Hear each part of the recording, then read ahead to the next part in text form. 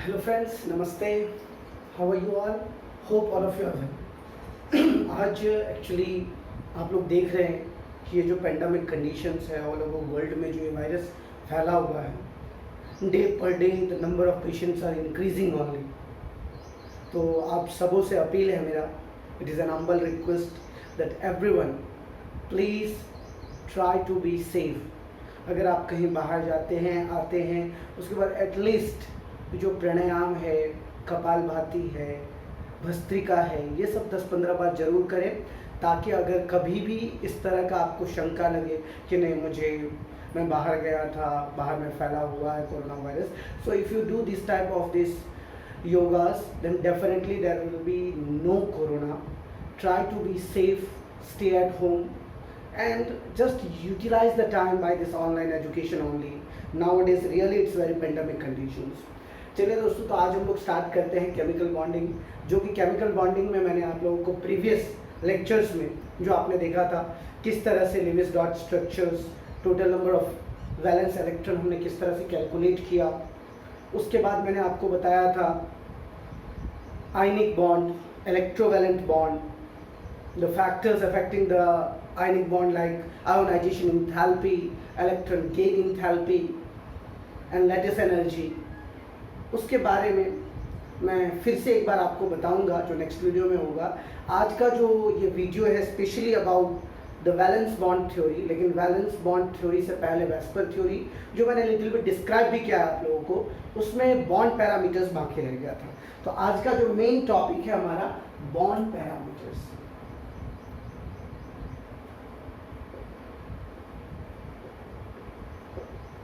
ये क्या होते हैं bond parameters?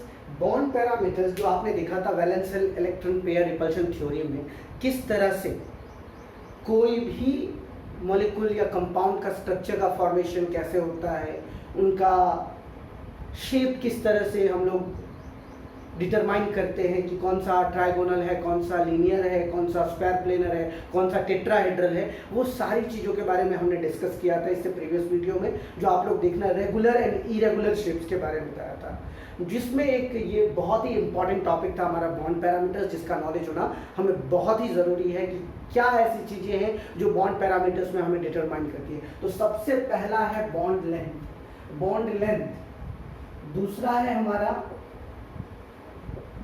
Bond order,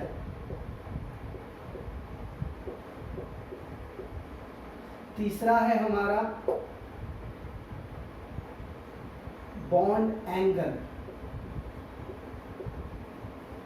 fourth है हमारा बॉन्ड एंथैल्पी। ये जो 4 बॉन्ड पैरामीटर्स है, जो स्पेशली कोई भी कंपाउंड फॉर्मेशन होता है, तो आप लोग के दिमाग में क्वेश्चंस तो आते होंगे कि आखिर जैसे मान लीजिए कि H2O, मान लीजिए ये हमारा H2O का स्ट्रक्चर है, तो क्वेश्चन दिमाग में आता होगा ना, सर यहाँ से लेकर के यहाँ तक का जो डिस्टेंस है वो कितना, यहाँ से लेकर यहाँ तक का डिस्टेंस कितना है, इसके पास जो ये लोन पेयर इलेक्ट्रॉन्स है, ये लोन पेयर इलेक्ट्रॉन्स क्या करते हैं, आप लोगों को पता है ना, लोन पेयर इलेक्ट्रॉन्स और बॉन्ड पेयर इलेक्ट्रॉन्स क्या होते हैं। लोन पेयर इलेक्ट्रॉन्स जो मैंने आपको बताया भी था, और बॉन्ड पेयर इलेक्ट्रॉन्स भी बताया था।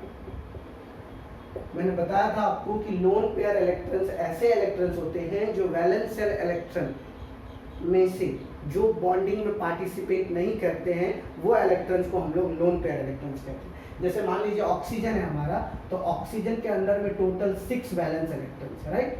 कितने वैलेंस इलेक्ट्रॉन्स हैं? 6 वैलेंस इलेक्ट्रॉन्स। देख लीजिए 1 2 3 4 5 6, जिसमें से H2O में आपने देखा कि ये जो है सिर्फ 2 ही इलेक्ट्रॉन इनका बॉन्डिंग में पार्टिसिपेट कर रहा है, बाकी ये जो 4 इलेक्ट्रॉन्स हैं ये पेयर में है, ये 1 पेयर और ये सेकेंड पेयर, ये जो है हमारा सेकेंड पेयर है। तो ये दोनों जो पेयर्स हैं जो बॉन्डिंग में पार्टिसिपेट नहीं करते हैं, तो ऐसे इलेक्ट्रॉन्स को लोन पेयर इलेक्ट्रॉन्स कहा जाता है। क्या कहा जाता है? Lone pair electrons. और जो इलेक्ट्रॉन्स बॉन्डिंग में पार्टिसिपेट करते हैं वैसे इलेक्ट्रॉन्स को बॉन्ड पेयर इलेक्ट्रॉन्स कहा जाता है। बॉन्ड पेयर इलेक्ट्रॉन्स क्यों कहा जाता है पेयर? आप बोलोगे सर लोन पेयर में तो समझ में आया कि 2 है, तो यहाँ पर जब भी कोई एक सिंगल इलेक्ट्रॉन दूसरे एलिमेंट, दूसरे एटम के सिंगल इलेक्ट्रॉन से जो बॉन्ड बनाता है, इसीलिए उसको बॉन्ड पेयर इलेक्ट्रॉन्स कहा जाता है। तो यहाँ पर अब आपके दिमाग में क्वेश्चन आया होगा, राइट? अब ये इसका इलेक्ट्रॉन्स है, ये इसका इलेक्ट्रॉन्स है, तो इस दोनों के बीच में बॉन्ड लेंथ कितना है, कितने नंबर ऑफ बॉन्ड्स हैं, कितना एंगल होगा, कितनी इंथैल्पी होगी, ये सारे ऑटोमेटिकली दिमाग में क्वेश्चंस आते हैं। तो सबसे पहले चलिए हम लोग डिस्कस करते हैं बॉन्ड लेंथ की। तो जैसे कि आपको सबसे पहले मैंने बता दिया कि बॉन्ड लेंथ किसको कहते हैं। अगर आपको डिफाइन लिखना है बॉन्ड लेंथ का तो आप लोग लिख सकते हैं bond length is defined as the equilibrium distance between the two nuclei bonded atoms in a molecule. कोई भी दो न्यूक्लियाई जो बॉन्डेड एटम्स है, जैसे मान लीजिए ये एक न्यूक्लियाई, कोवेलेंट बॉन्ड के लिए स्पेशली मैं ये ड्रॉ कर रहा हूँ। मान लीजिए इसका न्यूक्लियस यहाँ पे है, इसका न्यूक्लियस यहाँ पे है, इस दोनों डिस्टेंस, राइट? ये आपको कोवेलेंट रेडियस के टर्म में भी मैंने बताया था, याद है आप लोगों को? Covalent radius, the radius between the two atoms internuclear distance by 2। मैंने बताया था आपको, अगर आपको निकालना है, जैसे मान लीजिए फर्स्ट एटम का जो रेडियस है वो सेकेंड एटम का जो रेडियस है वो बाय 2, मतलब ये इंटरन्यूक्लियर डिस्टेंस था। मान लीजिए यहाँ से यहाँ तक आप समझते थे कि ये एक इसका रेडियस, ठीक है, RA, और यहाँ से यहाँ तक जो है ये इसका रेडियस था, ये यहाँ से यहाँ तक RB, और यहाँ से यहाँ तक RA, राइट? लेकिन ये जो पॉइंट है, ये जो सेंटर पॉइंट है, यहाँ से जो आप देखोगे इलेक्ट्रॉन्स का जो डिस्ट्रीब्यूशन है, ये आपको डिटरमाइन करेगा बॉन्ड लेंथ का। तो सबसे पहले मैं आपको बता दूं, अगर आपको डिफाइन लिखना है तो आप लिख सकते हैं bond length is defined as the equilibrium distance between the nuclei of two bonded atoms in a molecule. Bond lengths are measured by spectroscopic, X ray diffraction and electron diffraction.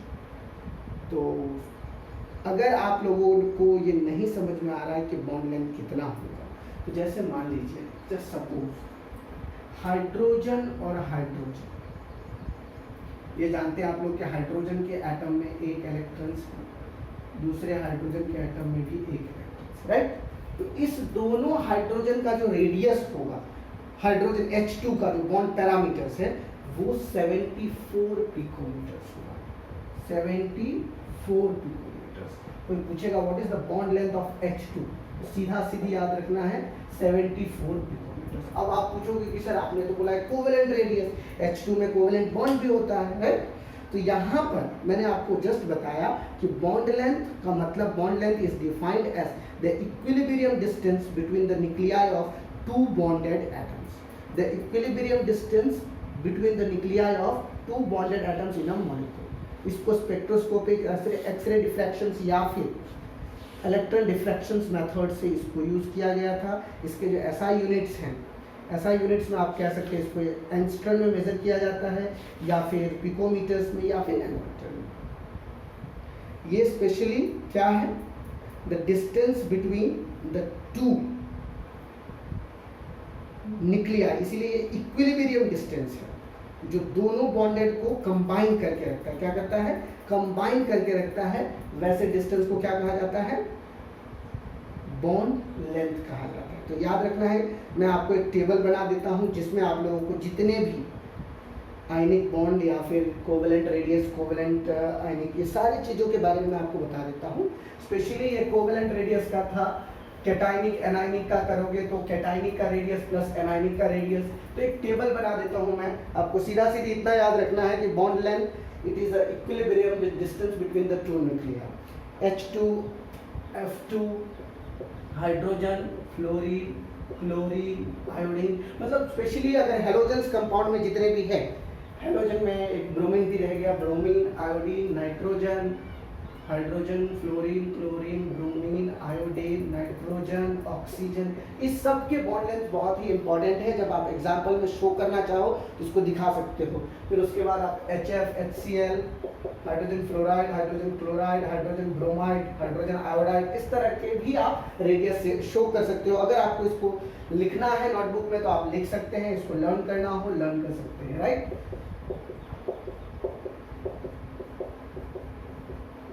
मैंने कितना बताया था? H2 का 74 पिकोमीटर। याद रखना सब picometre में ही होगा, राइट? हाइड्रोजन का 74, फ्लोरीन का कितना होता है 144 पिकोमीटर, 144 पिकोमीटर, क्लोरीन का 190, वैसे जनरली 198 लिया जाता है लेकिन यहाँ पर 199 पिकोमीटर होता है, याद रखना। ओके, क्लोरीन का 199 पिकोमीटर, ब्रोमीन का 228 पिकोमीटर, ब्रोमीन का 228 पिकोमीटर, आयोडीन का, आयोडीन के बीच में जो बॉन्ड लेंथ होगा वो बॉन्ड लेंथ होगा 267, कितना 267 पिकोमीटर। नाइट्रोजन का ये छोटा हो जाएगा, देख लो फ्लोरीन से पहले है, फ्लोरीन से पहले ऑक्सीजन, ऑक्सीजन से पहले, तो इसका 109 पिकोमीटर होगा, कितना होगा 109 पिकोमीटर। नाइट्रोजन के बाद है ऑक्सीजन, तो ऑक्सीजन का 121 पिकोमीटर, 121 पिकोमीटर। अब यहाँ पर हाइड्रोजन और फ्लोरीन दो अलग अलग एटम है, इसका छोटा होगा, इसका जो बॉन्ड रेडियस होगा वो हो जाएगा आपका 92 पिकोमीटर, कितना हो जाएगा 92 पिकोमीटर।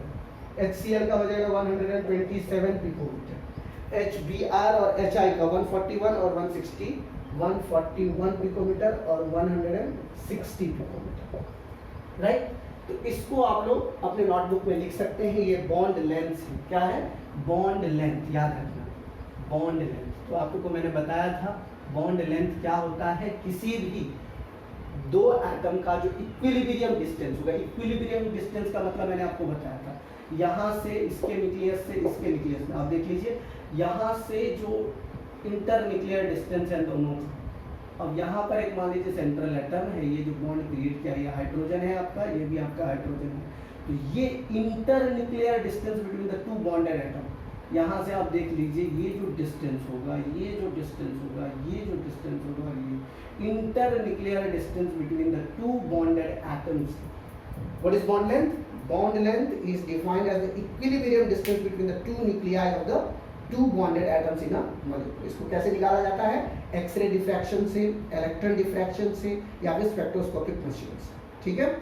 इसमें दो तरह के रेडियस जो आपको जनरली मेजर करना है, एक कोवेलेंट रेडियस और ये आयनिक रेडियस, जिसमें covalent radius is measured approximately the radius of an atom core which is contact in the core and adjacent atom in the bonded situation. अगर आपको कोई पूछेगा कि कोवेलेंट रेडियस बड़ा होता है कि वैन वाल रेडियस बड़ा होता है, तो याद रखना बच्चों, वैन वाल रेडियस जो होता है वो क्या होगा? बड़ा होगा। क्यों? क्योंकि वैन वाल रेडियस होते बहुत ही वीक होता है। द वैन वाल radius represent the overall size of the atom includes its valence in a non-bonded situation। कितना बस याद रखना है आप लोगों को। चलिए अब इसके बाद जो नेक्स्ट कंसेप्ट है हमारा, अगर आपको अलग जो सेकेंड वाला डिफाइन है हमारा, bond length depends upon the size of the atom and the nature of the bonds. किस तरह का बॉन्ड है? कोवेलेंट बॉन्ड है, वैन डर वाल बॉन्ड है, या फिर आयनिक बॉन्ड है। ये डिपेंड किस पे करता है? ये डिपेंड करता है एटम्स के नेचर पर, साइज पर। कितना लेंथ जो है वो साइज और एटम्स के नेचर पे डिपेंड करेगा, राइट। तो चलिए अब हमारा सेकंड जो है बॉन्ड ऑर्डर। बॉन्ड ऑर्डर का मतलब क्या होता है? सबसे पहले आपको number of bonds between the to, ये लिखिए आप लोगों ने। अगर आप लोगों ने लिख लिया इसको नोटबुक में देन वेल एंड गुड। अगर नहीं लिखने का मूड है तो आप एक स्क्रीनशॉट ले लीजिए ये रिमेंबर रखने के लिए। बॉन्ड लेंथ है बिटवीन द टू एटम्स। अब आ जाइए जो नेक्स्ट है हमारा, वो है number of bonds between the two atoms. Two chemical bonded atoms के बीच में नंबर ऑफ बॉन्ड्स को बॉन्ड ऑर्डर कहा जाता है। बॉन्ड ऑर्डर का मतलब क्या हो गया? बॉन्ड ऑर्डर का मतलब हो गया नंबर ऑफ बॉन्ड्स। क्या हो गया? अगर कोई पूछेगा आपको कि अगर क्या होता है ये नंबर ऑफ बॉन्ड्स, या फिर आप जो कह रहे हैं बॉन्ड ऑर्डर, तो ये सीधा सीधी जब दो ऑर्बिट्स के बीच में जो नंबर ऑफ बॉन्ड्स होते हैं या कॉम्प्लेक्स आयन होता है, जिसको अगर आप डिफाइन करना चाहो, अगर कोई पूछे आपको व्हाट इज बॉन्ड ऑर्डर और उसको आपको डिफाइन करना है, then you can just give an answer about the bond order as single bond has the maximum length। एक चीज याद रखना है, ये बॉन्ड लेंथ में मैं बोल गया था कि अगर कोई पूछे कि number of bonds between the two atoms, number of bonds between the two atoms, as already I have told you about the bond order. याद रखना बॉन्ड ऑर्डर के बारे में मैंने आपको बताया था कि बॉन्ड ऑर्डर जो है ये number of bonds between the to chemical atoms, या किसी भी मॉलिक्यूल के अंदर में जो नंबर ऑफ बॉन्ड्स होते हैं, जैसे नाइट्रोजन के बीच में कितने बॉन्ड्स होंगे आपको पता है। नाइट्रोजन के पास टोटल 5 वैलेंस इलेक्ट्रॉन्स हैं।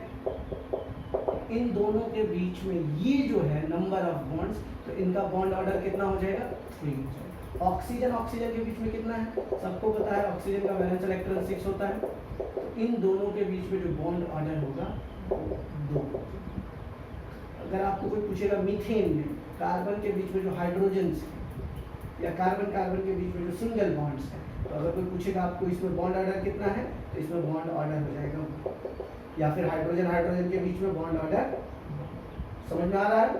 Number of bonds between the 2 atoms. अगर आपको डिफाइन करना होगा कि किस तरह से आपको डिफाइन करोगे बॉन्ड ऑर्डर, जिस तरह से मैंने बॉन्ड लेंथ का डिफाइन किया था, तो आप लोग इजीली कर सकते हो। बॉन्ड ऑर्डर मतलब number of chemical bonds between the number of chemical bonds between a pair of atoms in a molecule. Number of chemical bonds between a pair of atoms in a molecule. समझ में आ रहा है? तो अगर आप लोगों को ये जो मैंने बताया था, एक चीज मैं कहना भूल गया था कि बॉन्ड लेंथ किसका ज्यादा होगा, तो सिंगल बॉन्ड जो है, सिंगल बॉन्ड का बॉन्ड लेंथ ज्यादा होगा। बॉन्ड लेंथ अगर आप बात कर रहे हैं बॉन्ड लेंथ की, तो बॉन्ड लेंथ में याद रखना सिंगल बॉन्ड जो होगा is greater than double bond and double bond is greater than triple. अब क्वेश्चन यहाँ पे पूछ सकते हो सर ये क्यों होता है? अगर बॉन्ड लेंथ पे ये निकालना है आपको कि सर ये क्यों होता है, आप बोल रहे हो कि सिंगल बॉन्ड बड़ा होगा, डबल बॉन्ड बड़ा होगा। सिंगल बॉन्ड में क्या होगा? सपोज दिमाग लगाओ, कोई भी सिंगल बॉन्ड है, कार्बन कार्बन एटम्स के बीच में सिंगल बॉन्ड है, ठीक है? तो ये कार्बन एटम्स के एक ही इलेक्ट्रॉन को ये क्या कर रहे हैं? शेयर कर रहे हैं। तो ये एक इलेक्ट्रॉन को शेयर करने में क्या होगा, जो इंटरन्यूक्लियर डिस्टेंस होगा उतने इलेक्ट्रॉन से ये पार्टिसिपेट कर लेंगे। इनके पास टोटल 4 इलेक्ट्रॉन्स थे, तो 4 में से ये एक बॉन्डेड शेयर करें, एक ही इलेक्ट्रॉन जो इनका शेयर है, बाकी अलग अलग डायरेक्शन। तो यहाँ पर क्या होगा, तो ये न्यूक्लियस से लिटिल डायरेक्शन। लेकिन जब भी अगर ये 2 बॉन्ड को शेयर करेंगे डबल बॉन्ड, तो ये न्यूक्लियस की तरफ क्या होगा, अट्रैक्शन आ जाएगा। तो इनका जो न्यूक्लियस है ऐसे हो जाएगा, 2 कार्बन एटम।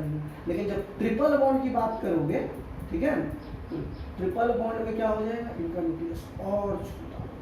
तो इसीलिए क्या होगा, जैसे न्यूक्लियस की तरफ ये दोनों अट्रैक्ट होंगे, इनका बॉन्ड लेंथ छोटा होता जाएगा। तो इसीलिए बॉन्ड लेंथ में ये वाला फॉर्मूला आपको याद रखना है। सिंगल बॉन्ड का बॉन्ड लेंथ बड़ा होता है in comparison to double and triple bond, double bond का बॉन्ड लेंथ बड़ा होता है इन कंपैरिजन टू ट्रिपल।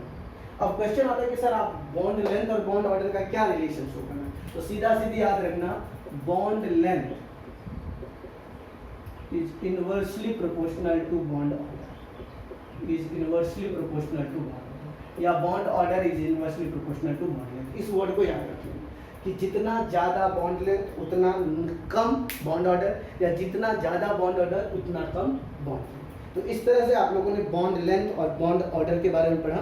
किसी भी 2 केमिकल एटम्स के बीच में, जो 2 एटम्स के बीच में जो नंबर ऑफ बॉन्ड्स होते हैं उसको हम लोग बॉन्ड ऑर्डर कहते हैं। अब आ जाइए बॉन्ड एंगल, जो सबसे ज़्यादा ज़रूरी पॉइंट है, बॉन्ड एंगल और बॉन्ड इंटैक्ट। यहाँ पर आप पूछ सकते हैं कि सर बॉन्ड एंगल क्या है?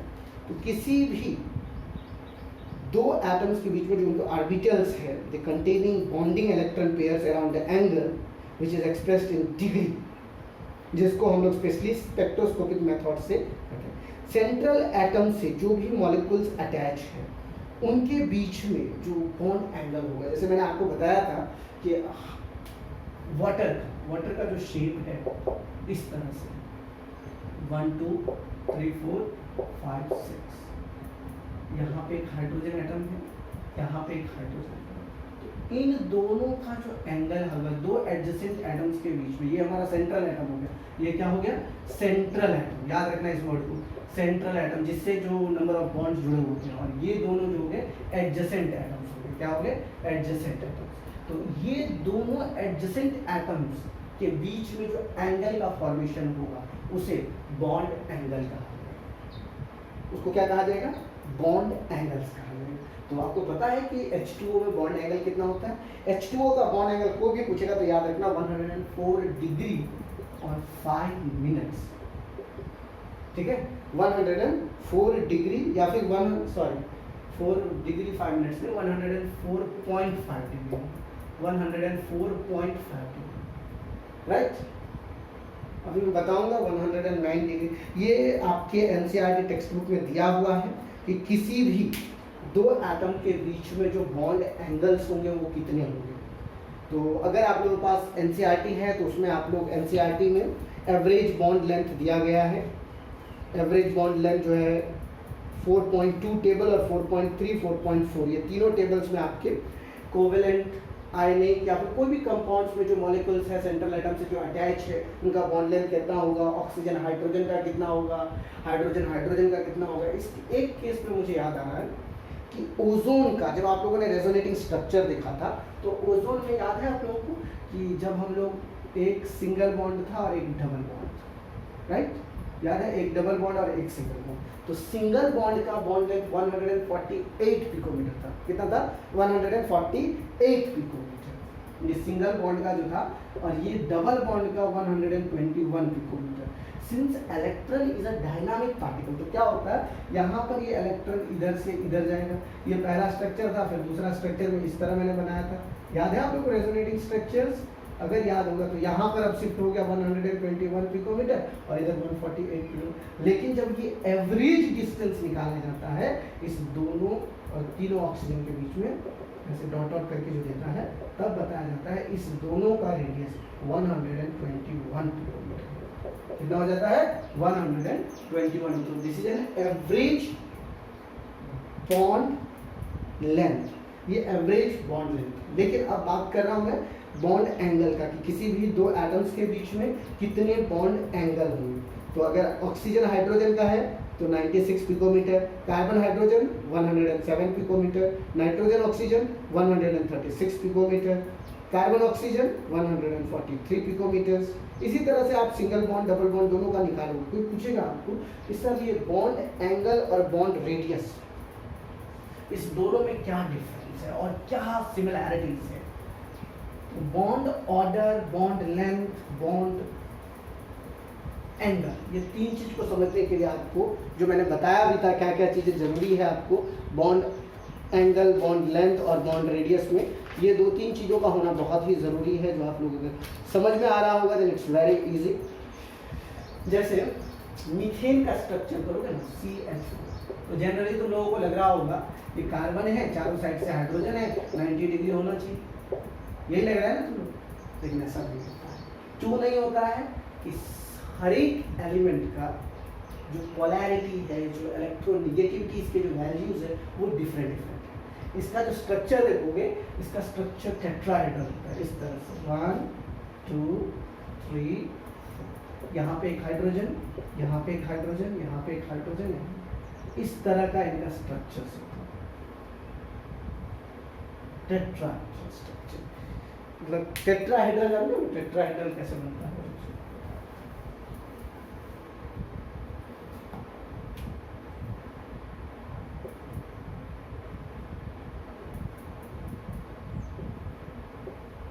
ये हो गया हमारा टेट्राहेड्रल स्ट्रक्चर।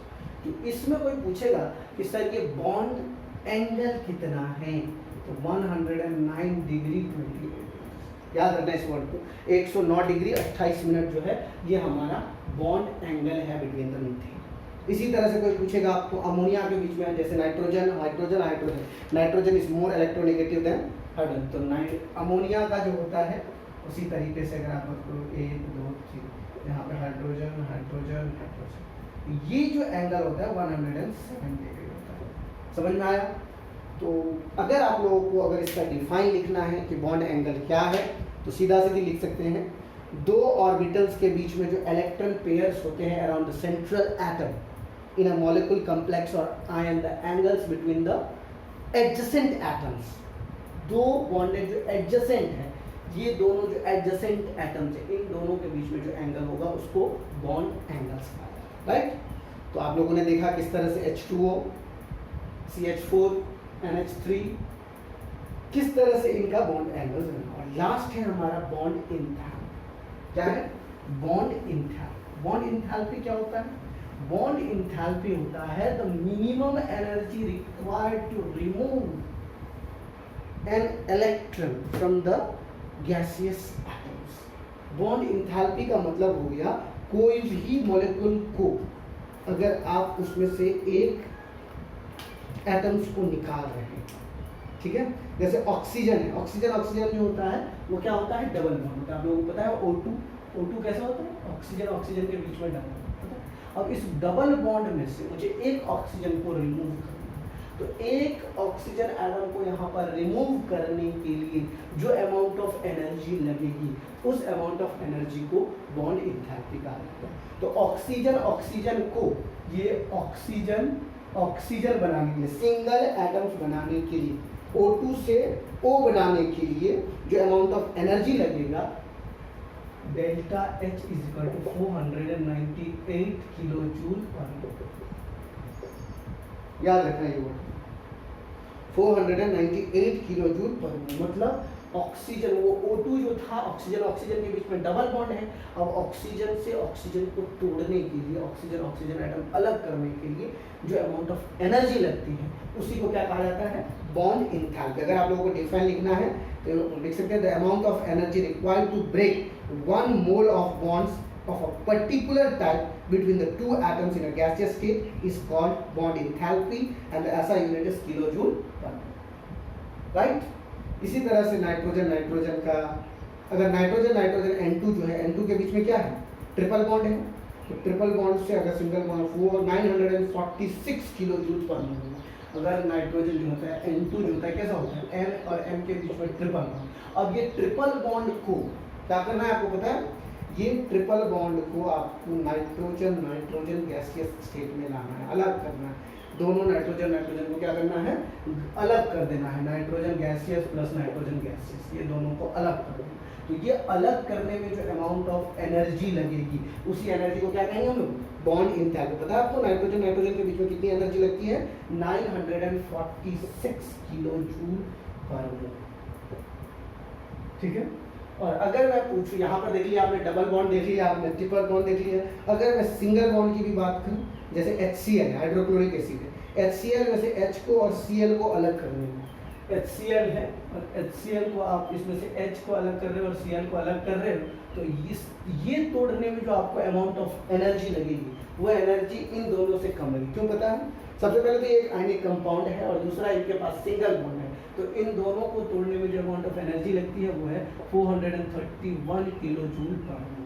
तो ये चारों हमारे बॉन्ड पैरामीटर्स थे, bond length, bond order, bond angle, bond enthalpy. जैसे मैंने आपको बताया, ऑक्सीजन ये दोनों का जो बॉन्ड लेंथ है, लंबाई, इस दोनों का जो लेंथ है, बॉन्ड लेंथ हो गया। ये नंबर ऑफ बॉन्ड्स, ये कितने नंबर ऑफ बॉन्ड्स हैं, तो ये नंबर ऑफ बॉन्ड्स हमारा बॉन्ड ऑर्डर हो गया। इन दोनों के बीच में जो बॉन्ड एंगल है, बॉन्ड एंगल, और इसको तोड़ करके निकालने के लिए जो अमाउंट ऑफ एनर्जी लगेगी, वो बॉन्ड एंथैल्पी। तो ये था हमारा बॉन्ड पैरामीटर्स। अब जो हम लोग पढ़ेंगे, आई होप दैट मैंने रेजोनेटिंग स्ट्रक्चर्स आप लोगों को बता दिया था। अब हम पढ़ेंगे पोलैरिटी ऑफ बॉन्ड्स। क्या पढ़ेंगे, पोलैरिटी ऑफ बॉन्ड्स।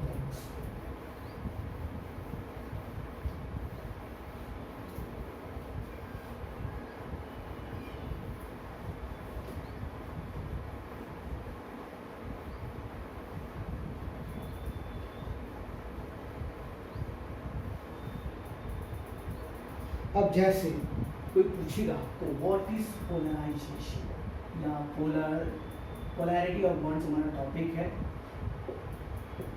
कोई पूछेगा आपको व्हाट इज पोलराइजेशन, सबसे पहले पोलराइजेशन क्या होता है। जैसे मान लीजिए, जस्ट सपोज यहाँ पे हाइड्रोजन है, यहाँ पे क्लोरीन के पास आप जानते हैं टोटल कितने वैलेंस इलेक्ट्रॉन है, 7 वैलेंस इलेक्ट्रॉन है। इसके पास अगर कोई पूछेगा इस दोनों के बीच में जो बॉन्ड फॉर्मेशन है, इलेक्ट्रॉन का क्लास, अगर इसका आप स्ट्रक्चर बोलोगे ना, तो इसका स्ट्रक्चर समझ जाओ कि इस तरह का इसका स्ट्रक्चर, ठीक है। और ये हाइड्रोजन का जो स्ट्रक्चर है वो समझ जाओ इस तरह का स्ट्रक्चर। आप जानते हैं इसकी इलेक्ट्रोनेगेटिविटी 2.1, इसकी 3.6 होती है, राइट। तो इसके पास जो है ना, इलेक्ट्रॉन को अपनी तरफ अट्रैक्ट करने की टेंडेंसी। तो यहाँ पे देख लीजिए आप, हाइड्रोजन का ये एटम्स है, इलेक्ट्रॉन का डेंस ऐसा है, क्लोरीन के इलेक्ट्रॉन का डेंस है। तो ये क्या करेगा, ये इस इलेक्ट्रॉन्स को अपनी तरफ खींचेगा। तो इसका जो स्ट्रक्चर है वो इस तरह से हो जाएगा, ठीक है। और ये जो स्ट्रक्चर्स है वो इस तरह से। अब आपको क्या लगा, जो ये जो स्ट्रक्चर है वो डिस्टॉर्ट हो गया, टेढ़ा मेढ़ा हो गया। जिसको ये डिस्ट्रक्शंस को ही, ये जो शेप को बिगाड़ता है, डिस्ट्रक्ट करता है, तोड़ता है, इलेक्ट्रॉन्स को अपनी तरफ खींचता है, इसी डिस्ट्रक्शंस को पोलराइजेशन कहा है। क्या कहा जाता है? पोलराइजेशन। याद रखना, कोई पूछेगा व्हाट इज पोलराइजेशन?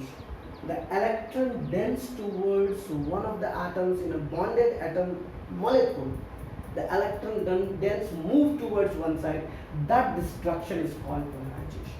तो ये जो polarizations है, ये अब यहाँ पर आप पूछोगे कि सर इसका हाईली इलेक्ट्रोनेगेटिव है, ये उतना नहीं, इसका 2.1, इसका 3.6 इलेक्ट्रोनेगेटिविटी वैल्यूज होते हैं। तो आप देख लेना कि इस तरफ जो झुका हुआ, तो HCl का जो आप स्ट्रक्चर देखोगे ना, तो ऐसा मतलब जो इलेक्ट्रॉन के डेंस का जो आप स्ट्रक्चर देखोगे इस तरह से, ये इलेक्ट्रॉन के डेंस के अकॉर्डिंगली इसके स्ट्रक्चर। तो अब यहाँ पर क्वेश्चन आता है कि क्या इलेक्ट्रॉन डेंस क्यों अराइज होता है और किस तरह से इनका फॉर्मेशंस होते हैं।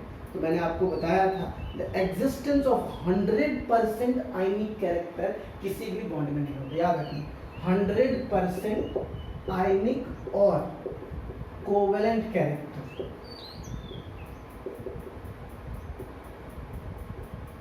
is not present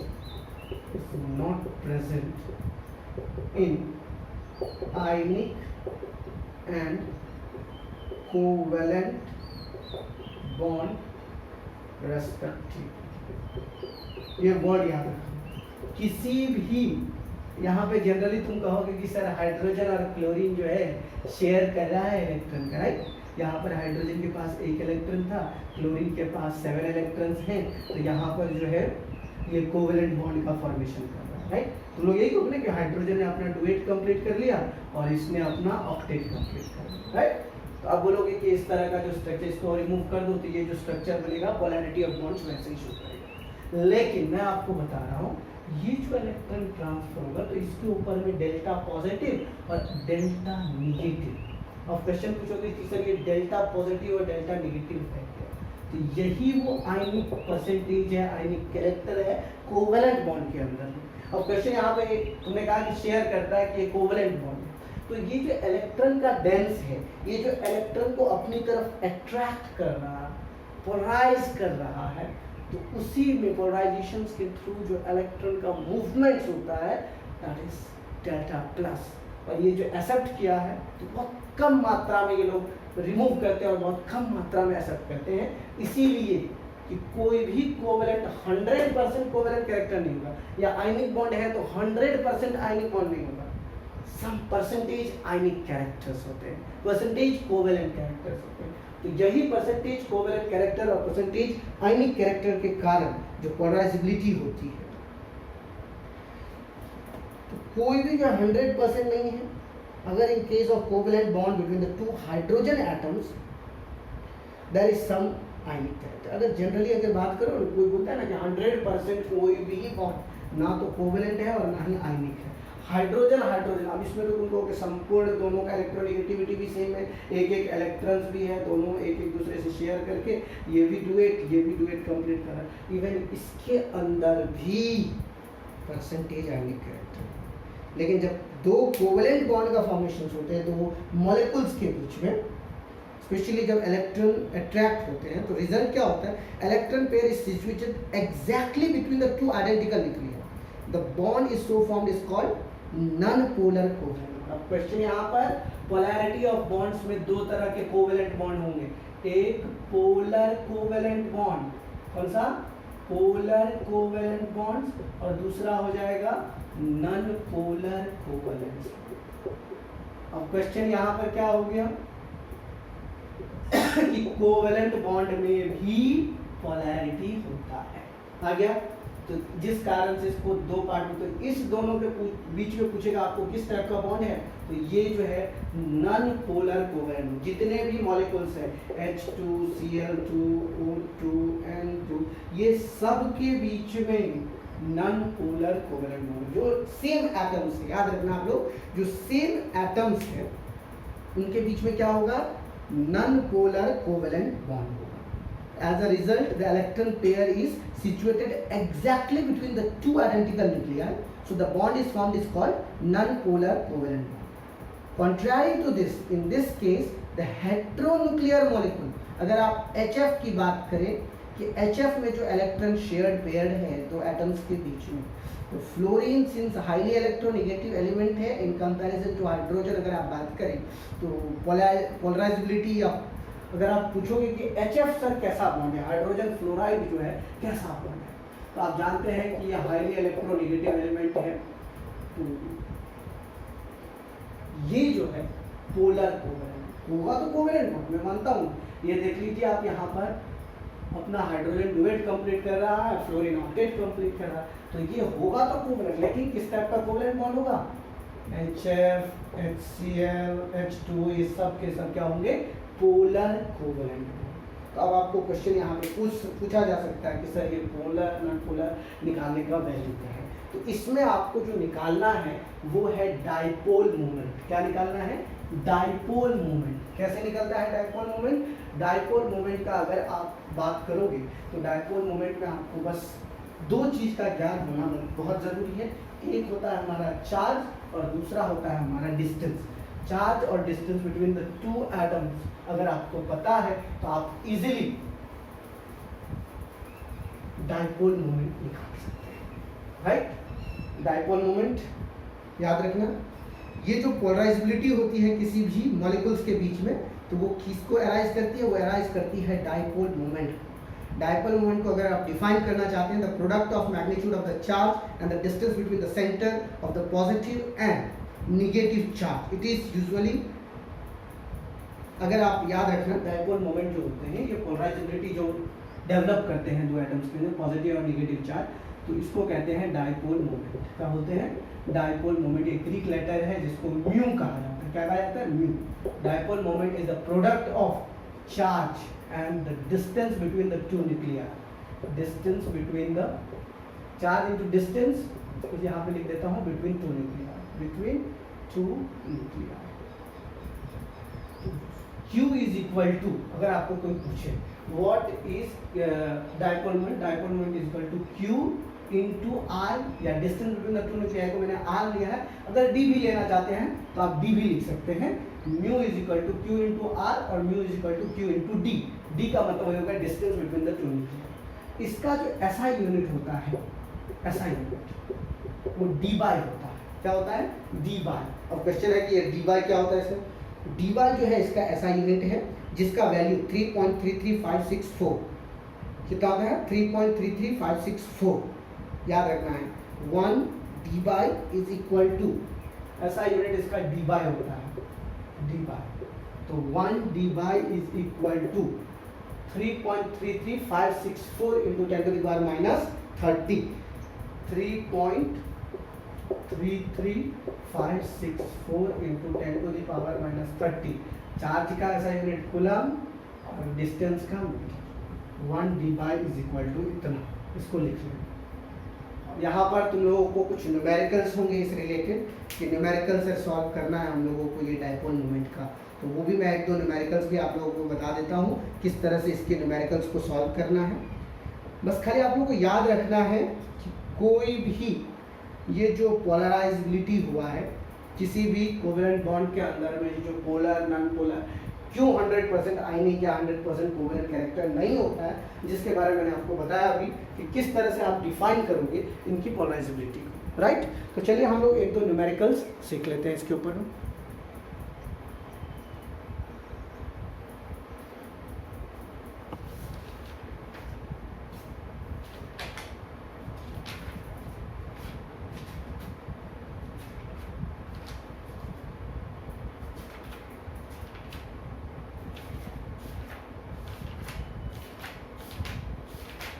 चलिए एक मैं क्वेश्चन आपको दे रहा हूँ, इस क्वेश्चन में आपको बस कंपेयर करना है, या फिर आपको इसका वैल्यू भी अगर मैं दे दूँ तो आप वैल्यू के अकॉर्डिंगली भी आप निकाल सकते हैं। The dipole moment of KCl is 3.336 into 10 to the power minus 29। चलिए क्वेश्चन लिख लीजिए आप लोग, क्वेश्चन लिखना और क्वेश्चन के बाद हम लोगों को इसका सॉल्यूशन निकालना है। बस ये फॉर्मूला याद रखना, mu is equal to Q into R, okay.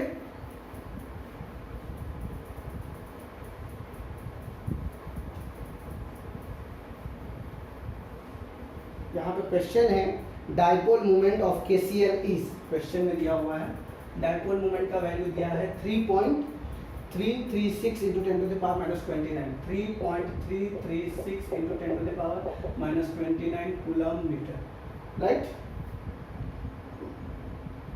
ये इंडिकेट कर रहा है कि हाईली पोलर मॉलिक्यूल है। Interatomic distance between K plus and Cl minus, K plus और Cl माइनस के बीच का जो डिस्टेंस है वो है 2.6 into 10 to the power minus 10, 2.6 into 10 to the power minus 10 metre, right. Calculate the dipole moment of KCl if there are opposite charge of one fundamental unit located at each nucleus, calculate the percentage ionic character। हाँ, एक और चीज मैं आपको बता देता हूँ कि अगर किसी भी कोवेलेंट कंपाउंड में या आयनिक कंपाउंड में अगर पूछा जाएगा आपको कि how to calculate the percentage ionic character, याद रखना ये फॉर्मूला अगर है नोटबुक तो फॉर्मूला लिख लो, percentage ionic character, percentage ionic character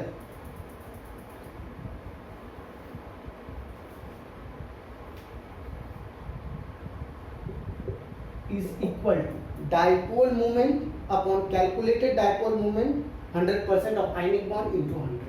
कहने का मतलब सबसे पहले आपको ये डाइपोल मोमेंट निकालना है, ठीक है। डाइपोल मोमेंट जो आप निकाल रहे हो, ऑब्जर्व वैल्यू जो है आपका ऑब्जर्व डाइपोल मोमेंट, इसको लिख सकते हैं आप ऑब्जर्व, जितना आपको मिला गया है observe dipole moment, observe dipole moment mu observe है आप लोग लिख सकते हैं, ठीक है। अपॉन नीचे में जो है जो वैल्यू 100% आयनिक कैरेक्टर का है, कैलकुलेटेड डाइपोल मोमेंट एज्यूमिंग 100% आयनिक, मतलब calculated dipole moment, calculated dipole moment मतलब 100% आयनिक कैरेक्टर वाला जो डाइपोल मोमेंट है वो value. Observe dipole moment mu observe by mu ionic into 100, याद रखना percentage ionic character, percentage ionic character is equal to mu observed by mu ionic into 100, ये हमारा percentage ionic character निकालने का फॉर्मूला। ओके, तो अब जो है इस क्वेश्चन में दो चीज आपको दिया हुआ है, डाइपोल मोमेंट दिया हुआ है, दूसरा जो है आपको कह रहा है कि दोनों कैटायन और एनायन के बीच का डिस्टेंस भी दिया हुआ है, KCl कंपाउंड है, जिसमें आपको क्या निकालना है, calculate the percentage ionic character. और परसेंटेज आयनिक कैरेक्टर निकालने से पहले आपको क्या निकालना पड़ेगा, आपको निकालना पड़ेगा dipole moment, right. Dipole moment आपको निकालना पड़ेगा। तो अब क्वेश्चन ये आता है कि डाइपोल मोमेंट जो होता है वो क्या होता है, डाइपोल मोमेंट होता है mu is equal to Q into D, distance या रेडियस जो भी आप इसको बोल दीजिए, ठीक है। तो ये चार्ज जो होगा वो क्या होगा, चार्ज जो होगा वो इलेक्ट्रॉन का चार्ज कितना होता है आप लोगों को पता है, what is the charge of electron.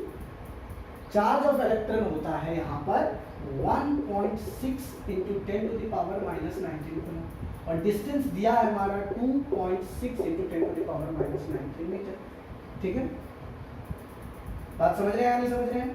अब देख लीजिए आपका क्वेश्चन में दिया हुआ है इतना और आपको जो वैल्यू निकलेगा वो क्या हो जाएगा, वो वैल्यू हो जाएगा म्यू ऑब्जर्व, मतलब डाइपोल मोमेंट जो ऑब्जर्व करोगे आप वो, क्योंकि चार्ज का वैल्यू आप लोगों को पता होना चाहिए, charge of electron 1.6 into 10 to the power minus 19, यहाँ पे माइनस 1.6 नहीं लेना है, सीधे 1.6 आप मल्टीप्लाई करो, 2.6 इंटू 1.6 कितना होगा, 2.6 इंटू 1.6, 16 6 जा 96, 16 2 जा 32 एंड 9 41, 4.16 हो जाएगा, होगा या नहीं होगा, 4.16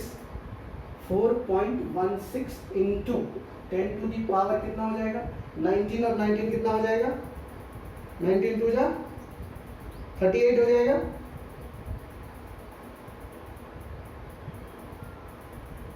तो आप देख सकते हैं यहाँ पर 1.6 into 10 to the power minus 19 coulomb को हमने क्या किया 2.6 into 10 to the power minus 19 से माइनस 19 है क्वेश्चन में, एक बार और देख लेता हूँ शायद क्वेश्चन गलत लिखा है, क्वेश्चन में यहाँ पर 10 है, सॉरी क्वेश्चन में यहाँ पर 10 है, ओके तो रेडियस आपका इतना है, तो इसको मल्टीप्लाई कीजिए, कितना हो जाएगा 19 और 10 कितना हो जाएगा, देख लीजिए डिस्टेंस जो है 2.6 × 10⁻10 मीटर, या और चार्ज जो होता है 1.6 × 10⁻9, तो ये हो जाएगा आपका × 10⁻29।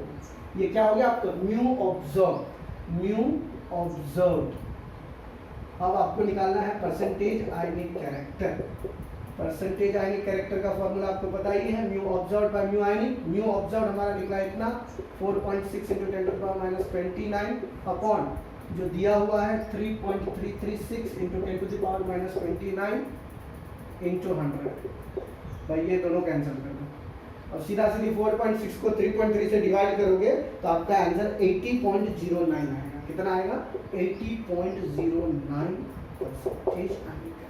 कोई पूछेगा आपको KCl में ये जो बॉन्ड होता है कि इसमें कितना परसेंटेज आयनिक कैरेक्टर है, तो आप समझ लीजिए जनरली हम लोग क्या बोलते हैं, ये जो है KCl जो आयनिक बॉन्ड, इसके ऊपर में एक प्लस चार्ज एक माइनस चार्ज, ये बॉन्ड जो आयनिक बॉन्ड है ना, आयनिक बॉन्ड। लेकिन 100% ये आयनिक बॉन्ड नहीं है, 100% में सिर्फ और सिर्फ 80.09 परसेंटेज ये आयनिक बॉन्ड है, बाकी 19.92% जो है वो कोवेलेंट कैरेक्टर है। तो याद रखना बच्चों सीधा सीधी कि अगर इस टाइप का क्वेश्चन दिया रहे डायपोल मोमेंट का, इसी टाइप का क्वेश्चन आपको देगा निकालने के लिए किस तरह से आपको निकालना है डायपोल मोमेंट। तो डायपोल मोमेंट एक आपको गिवन वैल्यू 100 अगर 100% आयनिक होगा तो इसका डायपोल मोमेंट कितना होगा, लेकिन अगर आपको निकालना है कि कितना परसेंटेज आयनिक कैरेक्टर है तो सबसे पहले आपको म्यू ऑब्जर्व निकालना पड़ेगा। म्यू ऑब्जर्व के लिए हमेशा चार्ज का वैल्यू 1.6 × 10⁻19 कूलम में। अगर आप लोगों को नहीं समझ में आया तो एक और क्वेश्चन हम लोग बना सकते हैं। Calculate the percentage ionic character of a bond having length and, आपको परसेंटेज आयनिक कैरेक्टर निकालना है, डायपोल मोमेंट दिया हुआ है। तो क्या आप निकाल सकते हैं, जैसे मान लीजिए जस्ट सपोज मैं कह रहा हूं कि अगर पोटाशियम ब्रोमाइड की मैं बात करूं, ठीक है, पोटाशियम ब्रोमाइड KBr में ये जो है K+ और Br- होगा, राइट। तो इसमें अगर मैं आपको म्यू 100% आयनिक कैरेक्टर 3.933 इतना × 10⁻39 कूलम/मीटर दे दूँ, या फिर 29 ही दे दूँ, 39 और डिस्टेंस जो है आपको R 3.3 × 10⁻10। तो क्या आप परसेंटेज आयनिक कैरेक्टर निकालोगे इसमें, इस टाइप का क्वेश्चन अगर दूंगा क्या करोगे आप, सबसे पहले म्यू ऑब्जर्व की वैल्यू निकालोगे, Q × D, Q का वैल्यू इतना ही पुट करना है, D का वैल्यू आपको पता है 3.3 × 10⁻10, इसके बदले यहाँ पे डाल दोगे, जो भी वैल्यू आएगा उस वैल्यू को इस वैल्यू से डिवाइड करके 100 से मल्टीप्लाई कर दोगे, तो आपका जो आंसर आएगा वही हो जाएगा परसेंटेज आयनिक कैरेक्टर। होप आप लोगों को समझ में आया होगा। नेक्स्ट वीडियो में जो मैं आपको बताऊंगा वो स्पेशली रिलेटेड होगा वैस्पर थ्योरी के जो स्ट्रक्चर्स है, कैसे आप लोगों ने स्ट्रक्चर्स बनाया, और दूसरी बात वैलेंस बॉन्ड थ्योरी VBT।